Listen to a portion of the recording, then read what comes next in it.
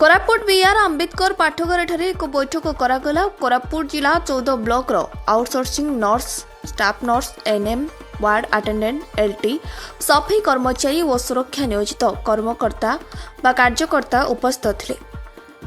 ऊर्ध्व कार्यक्रम में प्राय 200 रु अधिक कर्मचारी उपस्थित रही संघ किभली कार्य तुलाइब से निमंते पदपदवी बछागला। सभापति सदाशिव नायक, उपसभापति पवित्र बंगारी, संपादक राधागोविंद पंडा और कोषाध्यक्ष प्रदीप बिड़िका नूतन भाव दायित्व दिया। कोरापुट जिले में मेडिकल आउटसोर्सिंग संघ आज तैयारी होती तो 5 जन दायित्व रही एवं लीडर भाई मैंने 10 जन रही 14टा ब्लॉक रो। तो आम समस्ते मिसी कोरापुट जिलार आउटसोर्सिंग रे काम करुवा समस्त भाई एवं भौणी मान जहाँ असुविधा होची सेटा आमे आगामी दिन में सुविधा करने एक संगठन तैयार कलु आज।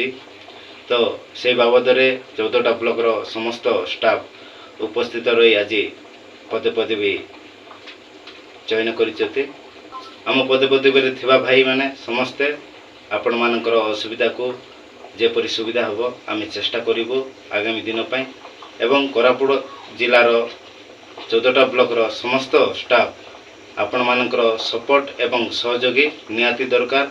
आगामी दिन में संघ जेपरी मजबूत होबो।